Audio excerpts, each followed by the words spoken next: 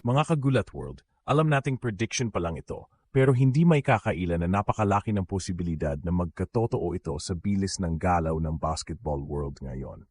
Sa dami ng scouts at talent hunters na ngayon, ay mas tumitingin na sa mga liga sa Asia at sa mga rising stars sa buong mundo.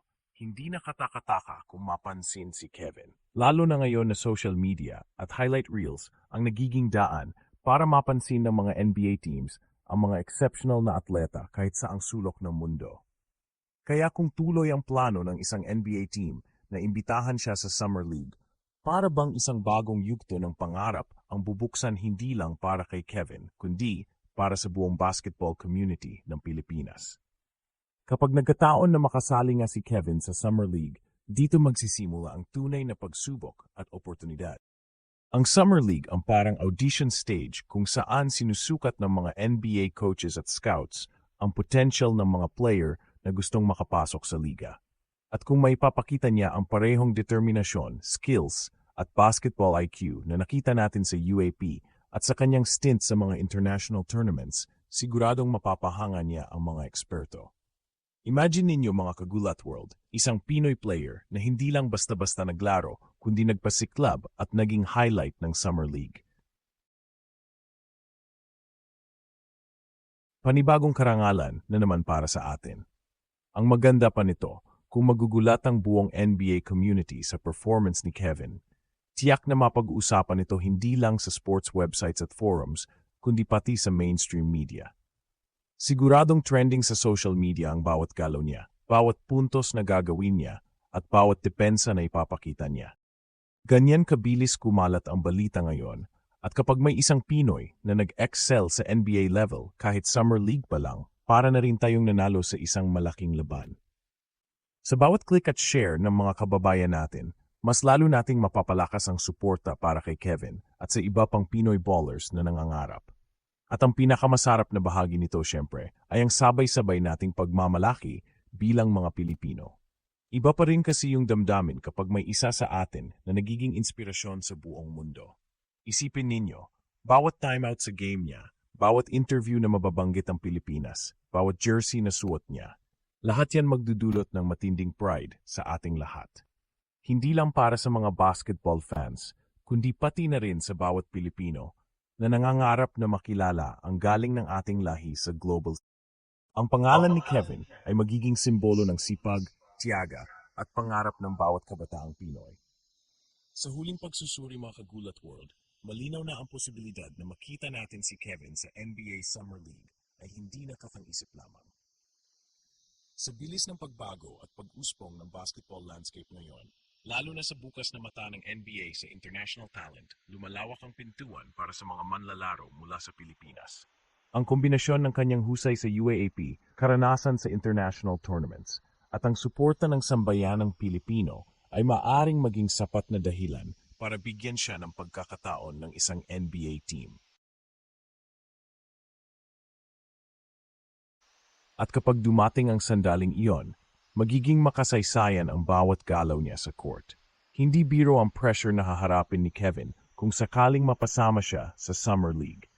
Doon sinusubukan ang resilience at adaptability ng mga manlalaro at bawat minuto sa court ay mahalaga para patunayan ang sarili.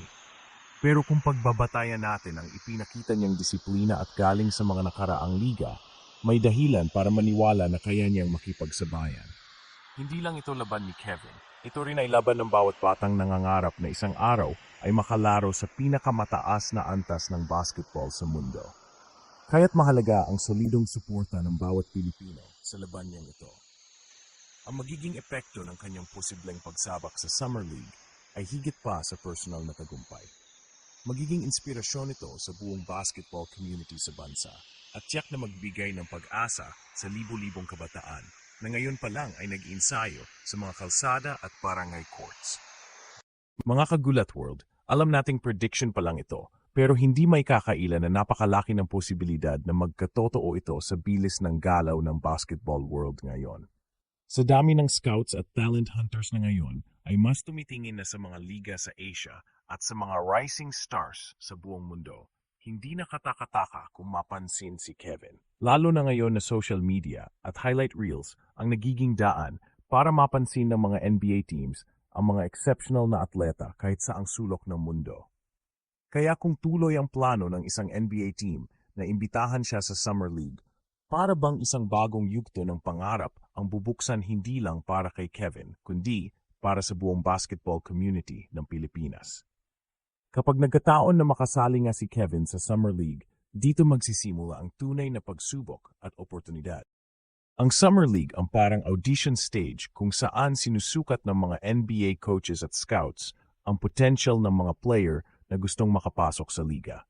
At kung maipapakita niya ang parehong determinasyon, skills, at basketball IQ na nakita natin sa UAP at sa kanyang stint sa mga international tournaments, siguradong mapapahanga niya ang mga eksperto. Imagine ninyo mga kagulat world, isang Pinoy player na hindi lang basta-basta naglaro, kundi nagpasiklab at naging highlight ng Summer League.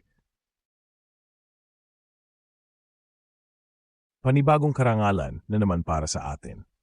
Ang maganda pa nito, kung magugulat ang buong NBA community sa performance ni Kevin, tiyak na mapag-uusapan ito hindi lang sa sports websites at forums, kundi pati sa mainstream media.